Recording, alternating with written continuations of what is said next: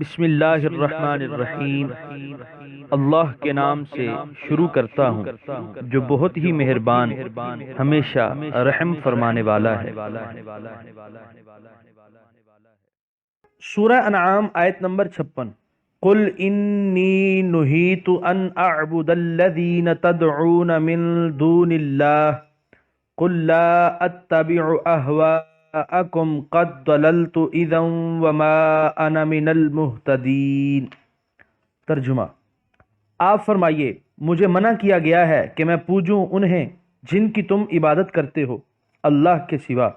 آپ فرمائیے میں نہیں پیروی کرتا تمہاری خواہشوں کی، ایسا کروں تو گمراہ ہو گیا میں اور نہ رہا میں ہدایت پانے والوں سے۔ سورہ انعام آیت نمبر 56 کی تفسیر۔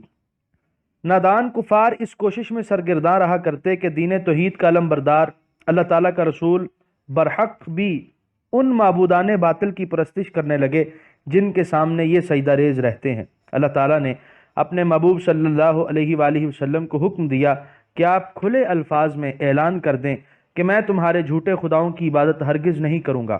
اس خیال خام کو ہمیشہ کے لیے اپنے ذہنوں سے نکال دو، کیونکہ نہ عقل سلیم اس کی اجازت دیتی ہے کہ خالق دو جہان کو چھوڑ کر کسی غیر کی عبادت کی جائے، اور نہ توحید کی روشن دلیلوں نے اس لغویت کے لیے کوئی گنجائش چھوڑی ہے۔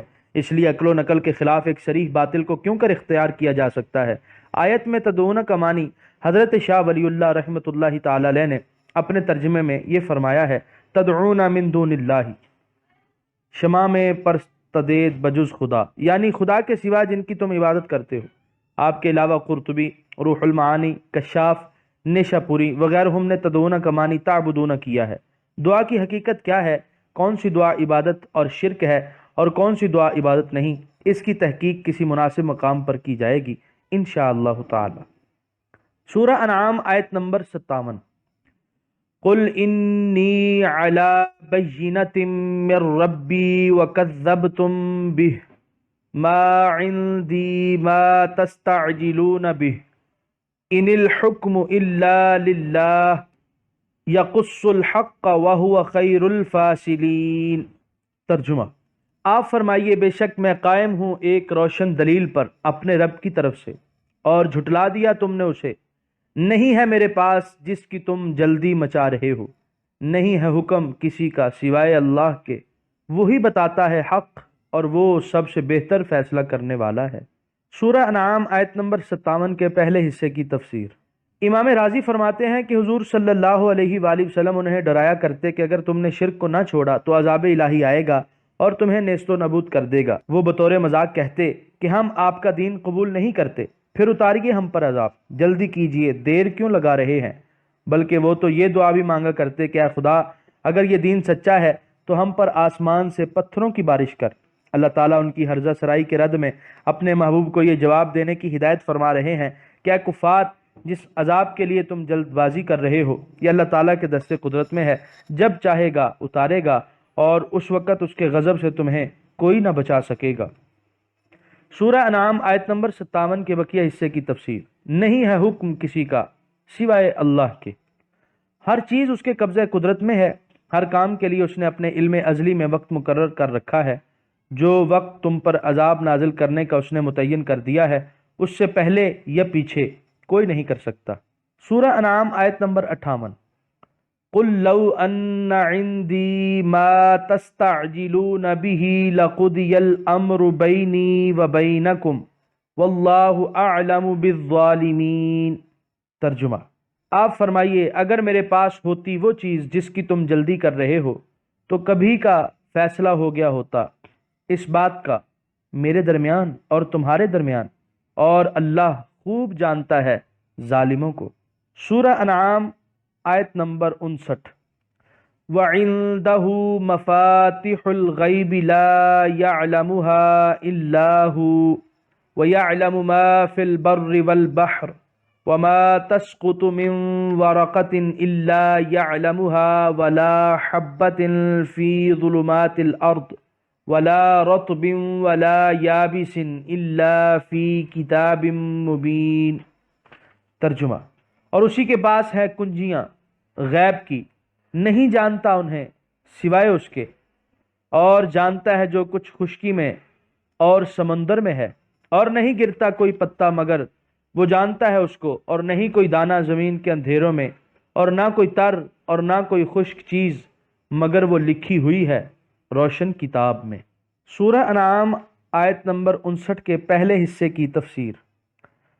مفتحن کا معنی خزانہ ہے اور مفتاح کا معنی کنجی ہے۔ اگر مفاتح کو مفتحن کی جمع تسلیم کیا جائے تو آیت کا معنی ہوگا اللہ تعالیٰ کے پاس ہی غیب کے خزانے ہیں، اور اگر مفتحن کی جمع کیا جائے تو پھر آیت کا مفہوم ہوگا کہ اللہ تعالیٰ کے پاس ہی غیب کے خزانوں کی کنجیاں ہیں۔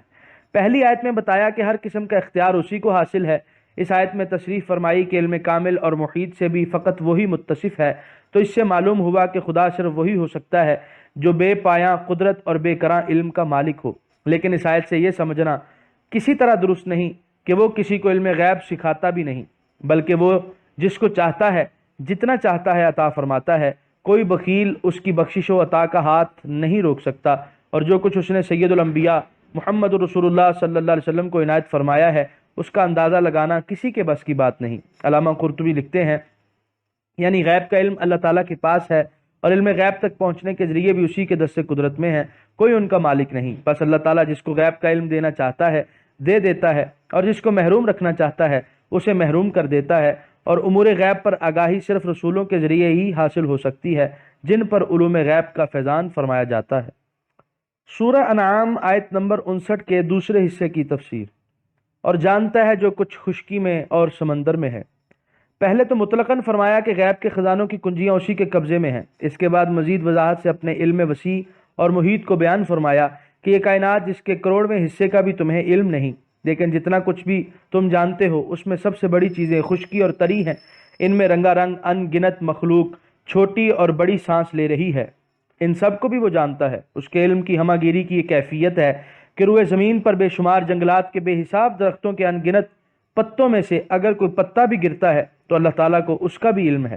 اور سنو، شکم زمین کے اندھیروں میں جہاں تمہارے تیز بین برقی آلات بھاری بھرکم اشیاء کا سراغ لگانے سے بھی عاجز ہیں، ان اندھیروں میں سرسوں کے بیج سے بھی باریک دانہ جہاں کہیں جس حالت میں پڑا ہے اللہ تعالیٰ اس کو بھی جانتا ہے۔ تو جس کی ہمہ دانی کی یہ کیفیت ہو اس کے احاطہ علم سے بھی کوئی چیز خارج ہو سکتی ہے۔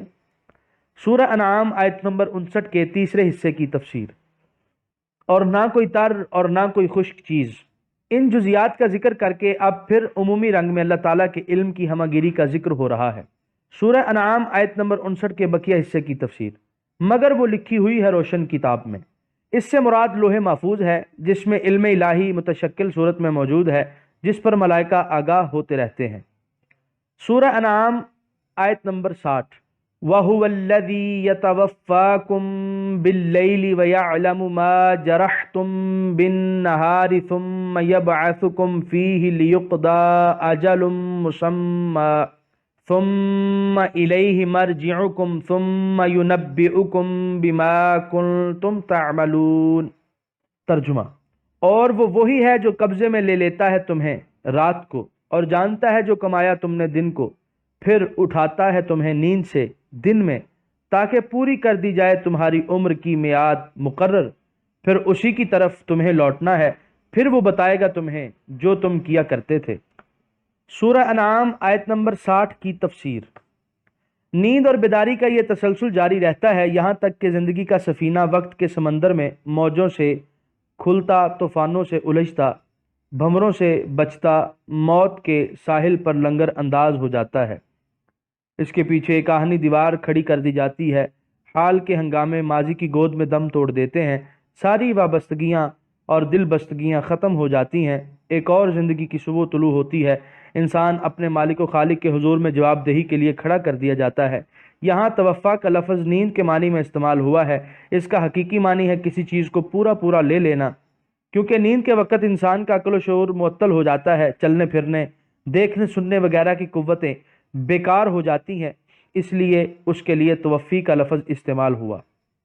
اور موت کے وقت بھی مرنے والا کیونکہ اپنے مقررہ رات دن پورے گزار چکا ہوتا ہے، اس لیے وہاں بھی توفی کا لفظ استعمال ہوتا ہے۔ توفی المیت استوفى عدد ایام عمرہ والذی ینام کأنہ استوفى حرکاتہ۔ قرطبی۔ توفا کا یہ مفہوم خوب ذہن نشین رہے تاکہ کوئی یہ بتا کر کہ توفی کا معنی موت ہے آپ کو حیات حضرت مسیح علیہ السلام سے منحرف نہ کر دے۔ یہاں پر 7ویں پارے کا 13واں رکوع مکمل ہوا۔